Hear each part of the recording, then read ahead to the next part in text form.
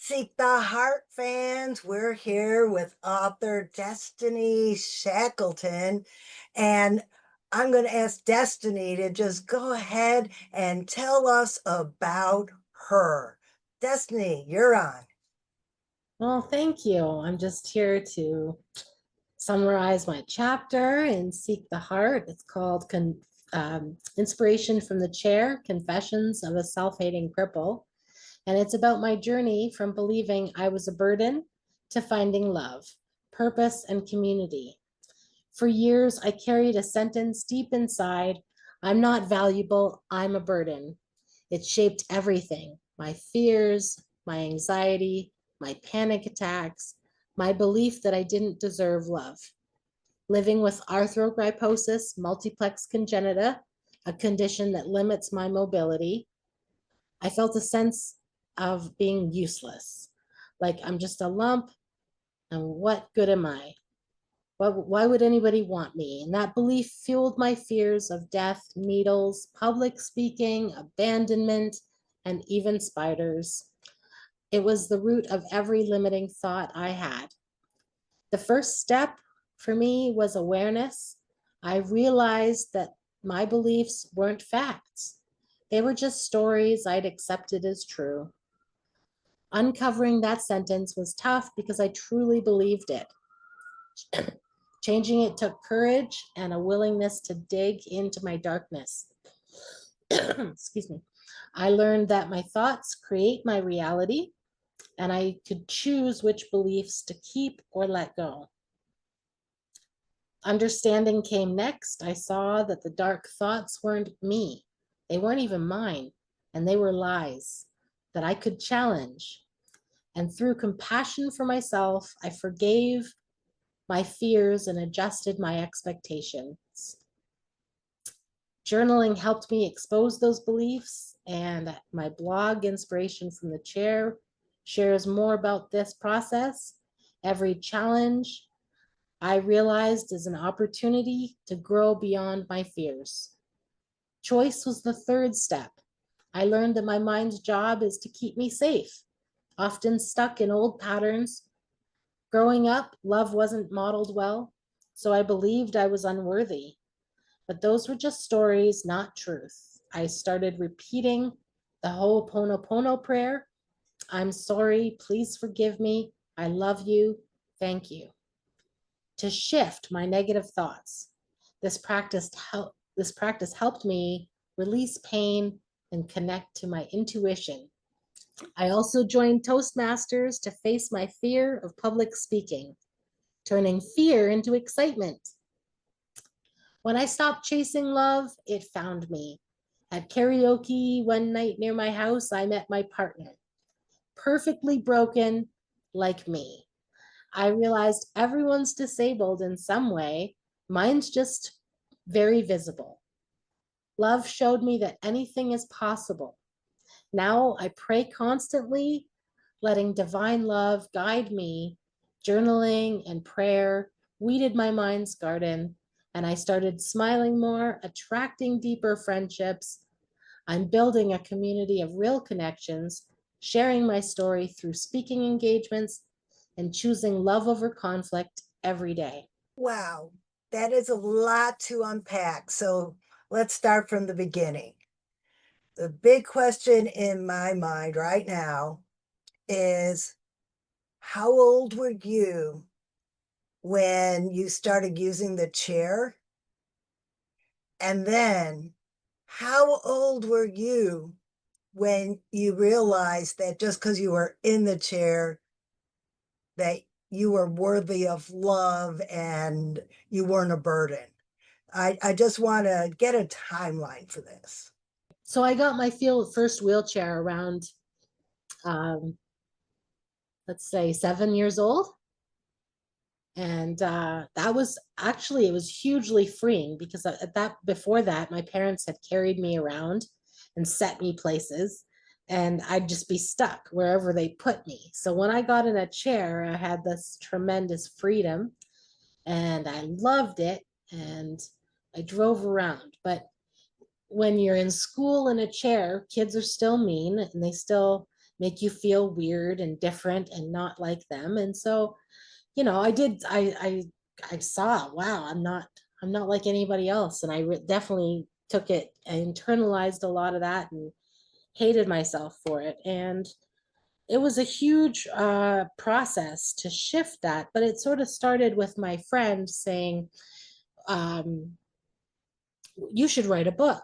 And I said, no, no, no, I'm never going to write a book because my parents always said they were going to write a book and they never did it. So I'm not going to pretend I'm going to do it.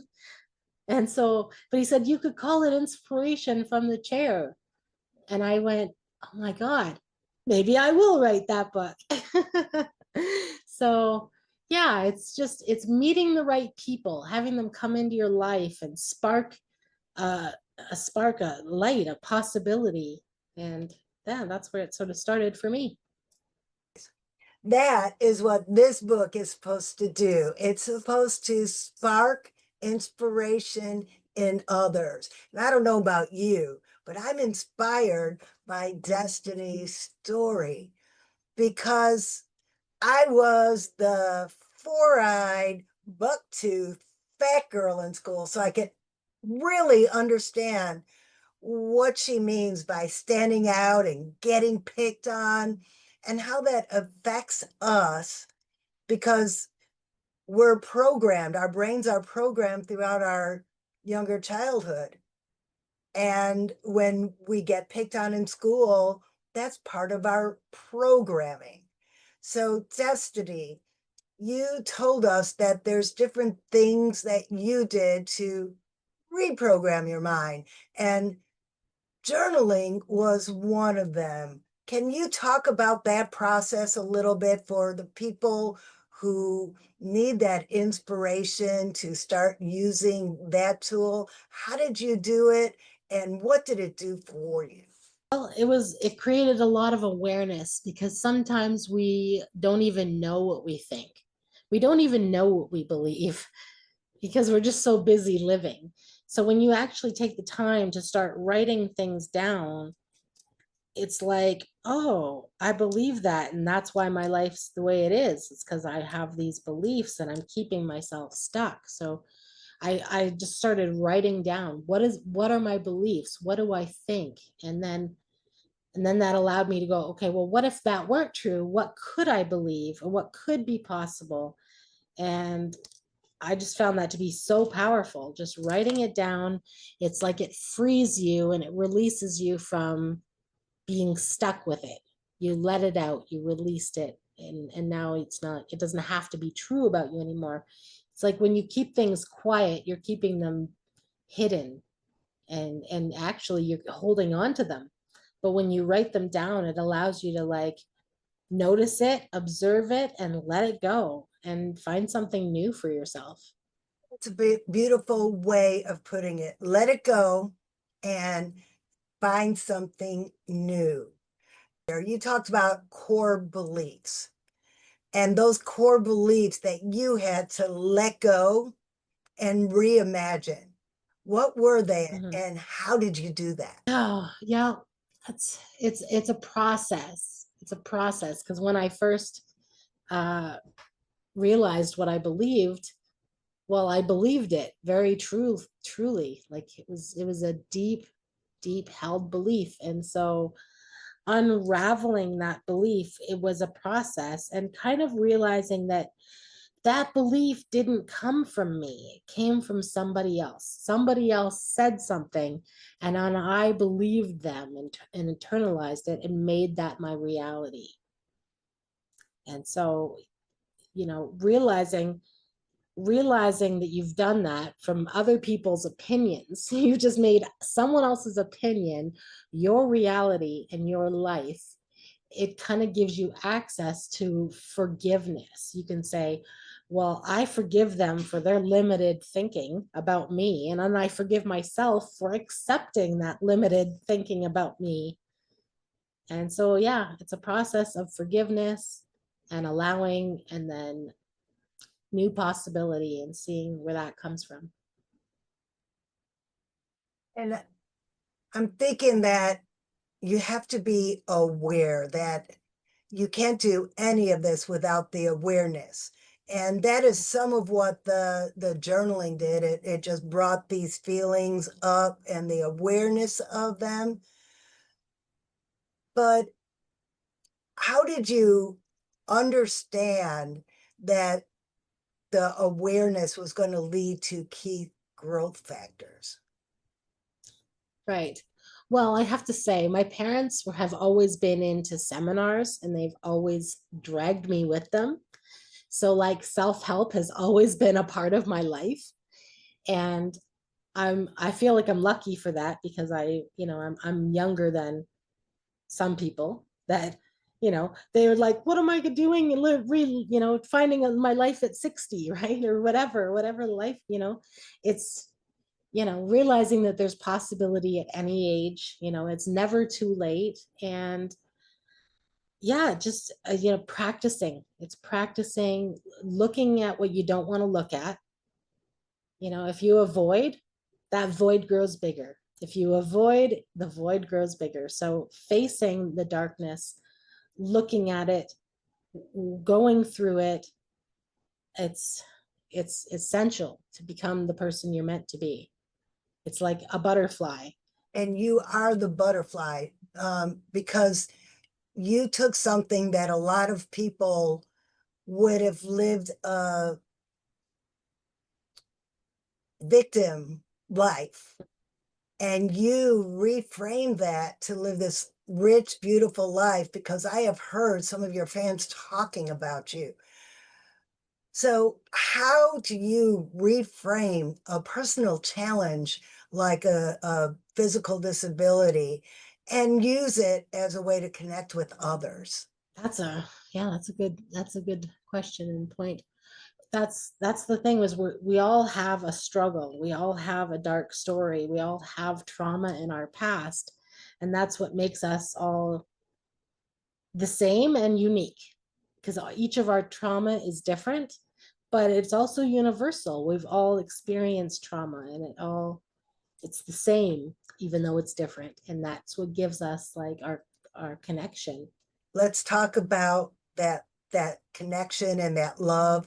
You insinuated that you met the man of your dreams, and he was a little special too, but a different special than you. Would you like to elaborate on that? Yeah. Yeah. Um, I don't, I wrote a little letter to God about what I wanted, and I can't even believe how amazing what was delivered to me, It's exactly better than what I wanted. And, he's adorable and he's kind and he's sweet and he's compassionate. He's everything that you would want in a partner. But yeah, he has some things that make him a little slow, and that's been something for me to be okay with. We're all how we are. And I think I mentioned it to you before that I had written down that only someone retarded would ever love me. And so, like, that was such a, I don't know how to explain. When I wrote that down, it was like, oh, that's what a belief to have, and it seemed like such a negative belief to have. It seemed negative, but I have proven myself wrong my entire life, and all those other voices and that told me stuff. So it's amazing to me to see, just how wrong I am, and how my life proves it. It proves that I was wrong and everyone was wrong, and I just love proving people wrong with how I live my life.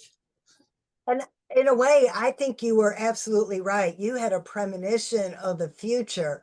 What was wrong is the fact that you thought it was negative instead of positive. That's absolutely correct. Yes. He's a lucky guy to have you. Oh, we're lucky to have each other for sure. Yeah. So now, how does being in this relationship now help you overcome problems. Has he been a factor in you changing your thoughts about yourself? Absolutely. When I've over loved learning to love myself has been like an insanely big job. And I can't even say that when I met him I was all the way there yet, but since being with him, he has he has shown me my total and complete perfection, which I think is a beautiful thing for us to have, you know, to know that we are perfect.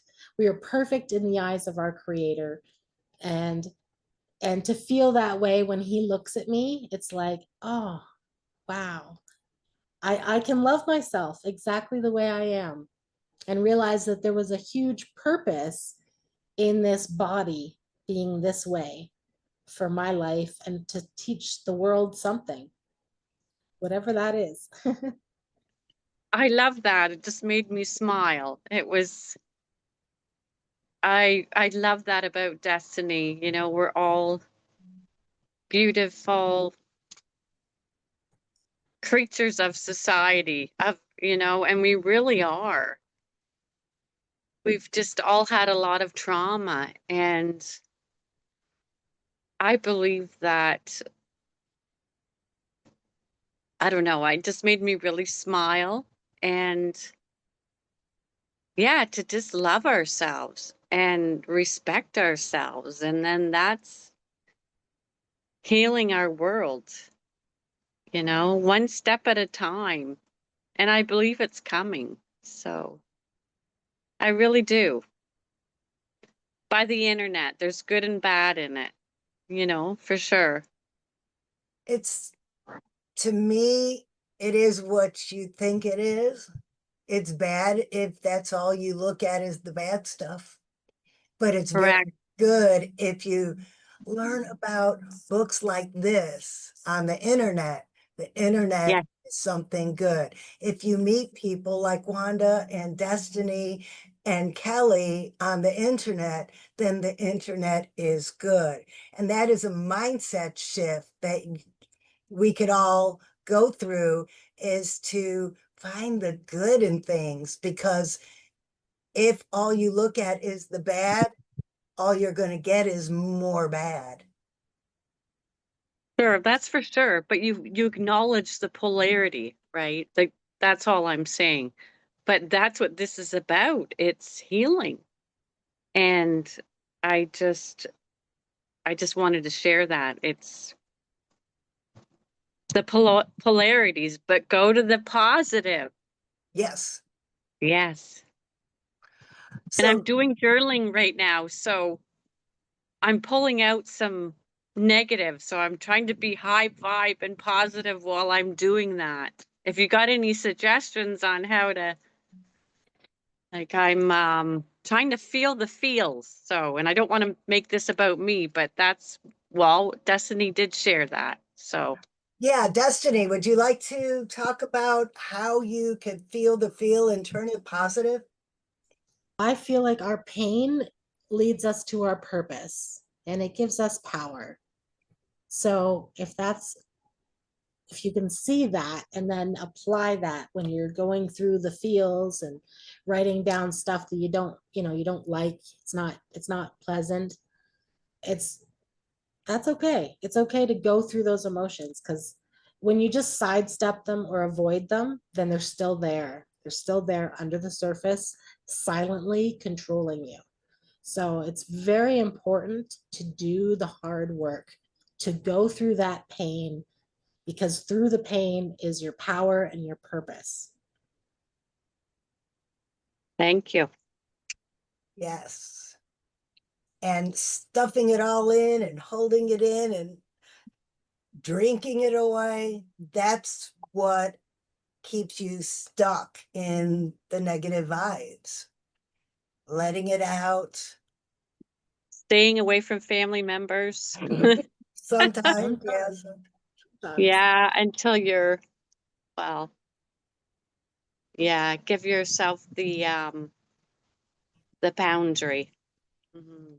or not the boundary, but yeah, it's needed at times. I found that I even need boundaries with myself. When something happens, like a Zoom bomber showing weird photos on Zoom, you think about, oh my God, that was a horrible experience. Or, okay, what could I learn from this? And then you learn from the experience and move on. Or a trauma that happened early in life. Oh my God, why did that happen to me? Why does bad stuff always happen to me? And I just shifted it to what can I learn from that? And it changed the whole dynamic of how I think about, I don't even want to say bad stuff, how I think about the lessons that I'm supposed to learn. Because if you don't learn it the first time, it will repeat. So if you think about what this experience is trying to tell you, then you can experience it and move through it so you don't have to experience that again. And I don't want to make this about me, so let's go back to Destiny. Destiny, have you ever experienced something that was similar to another experience? Oh, yes. Yeah, and Yes. you just feel like deja vu, this has happened before, and then eventually you go through the steps and do the work, and then it quits happening. Yes. Yep. I had abandonment issues in my life. And my mother had gone on a trip when I was like only a year old, and she was gone for a month. And that felt like abandonment, no mother for a month. And when she came back, I did not respond to her well. Anyway, she just passed away. So I'm reliving that abandonment, right? And so that's some interesting stuff to process and go through, because definitely, but yeah, I could come up with a list a mile long for that kind of stuff. That's how our life is. It's just patterns. Do you recognize it and do you learn from it? Or do you just keep repeating it? And I remember a coach I had several years ago said she kept getting in car wrecks until she, Oh, oh my God, I don't even want to drive anymore. And then somebody told her, you need to figure out why you keep attracting these car wrecks happening to you. And mm-hmm. it was because she was so overwhelmed and so moving and so on the path to tr- trying to make something of herself and never taking a break, that the universe made her take a break by injuring her in a car wreck. And then she'd get better and she'd go do it again. And the universe told her to take a break by injuring her in a car wreck. When she finally took the time to go through the steps to figure that out, she hasn't had another car wreck again. Wow, that's amazing. So when you say do the work, we've already talked about journaling. And what else do you recommend to people to bring these revelations to the surface? Mm-hmm. Well, definitely journaling is what brings those to the surface. That's journaling. What is the next thing would be the prayer. This prayer that I use that I feel like it's a very universal prayer. It's not super, what do you call it? Like religious one way or another, right? It's just, I'm sorry. Please forgive me. Thank you. I love you. You could be talking to yourself, your body, your mind, your heart, your lungs, your whatever, like if you're a smoker, you could be saying it to your lungs. I'm sorry, and that brings forgiveness, and it brings understanding, and it brings peace. I see kids that don't even, I know kids that say, well, do I have to read the Bible to pray? I said, no. Do I have to believe in this to pray? No, you don't. You just do it. You just start doing it. And that prayer is so easy. Anybody can do it. And I know teenagers that are emotional and depressed and going through a lot of confusion in their life. And I recommend it for them too. And I've had kids come to me and say, I feel a lot lighter. I'm like, that's amazing. That's a beautiful start. Keep going, you know. And it's a good thing for them to start young. Like they won't be, at the end of their life going, what have I done with myself?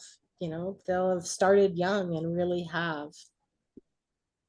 I think I need to incorporate that in my next children's book.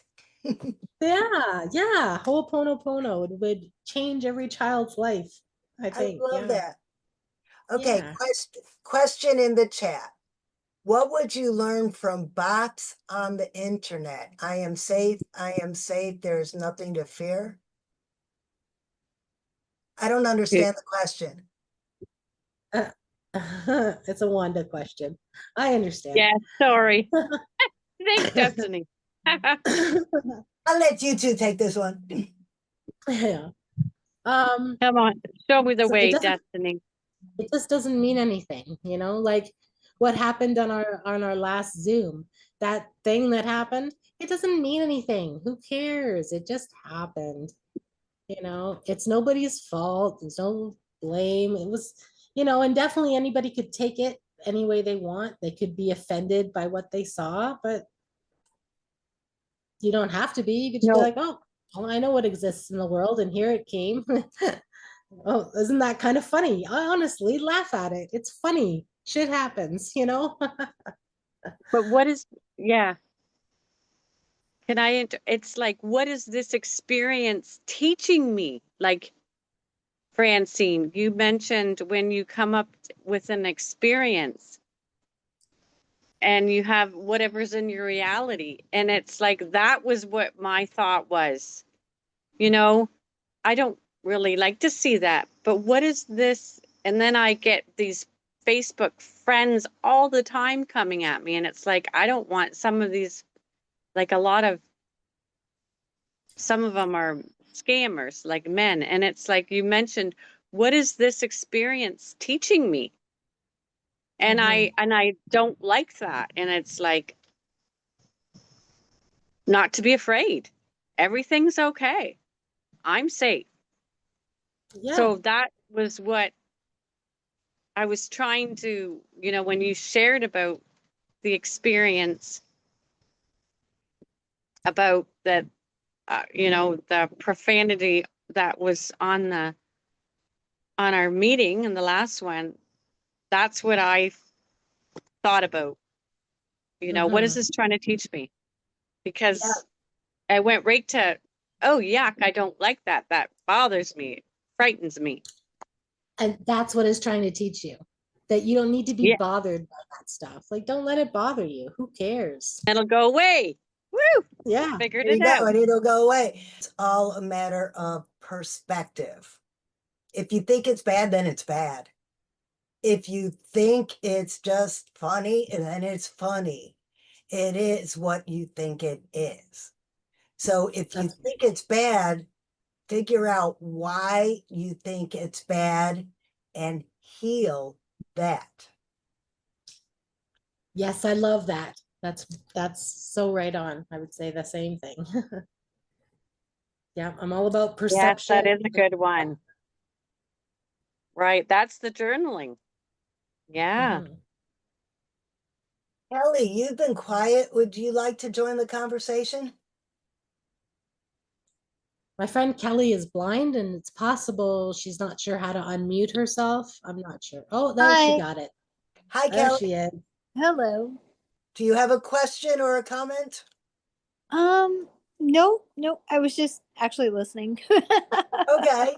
Just wanted to make sure you knew you could join in anytime. Yeah, no problem. No problem. Kelly has a radio show and I've been on her show. Oh, really? Yes, What's your she. show about? I interview a lot of people, and Destiny was one of them. So yeah, I do have a channel. Um, it is called the Eyes Wide Open show, and it's on BitChute. I talked about the Seek the Heart book because it was a few months ago, and so I was talking about the heart and promoting the book, and so yeah, that's mainly what it was about. Okay, there's a I, topic we hadn't talked about yet. I will say Finding- this. I will say this. I recently just started on this journey to help me see, like, help get some vision back using my brain, because I have prosthetic eyes. So it's been a very interesting and yeah, life changing adventure. I bet. Yep.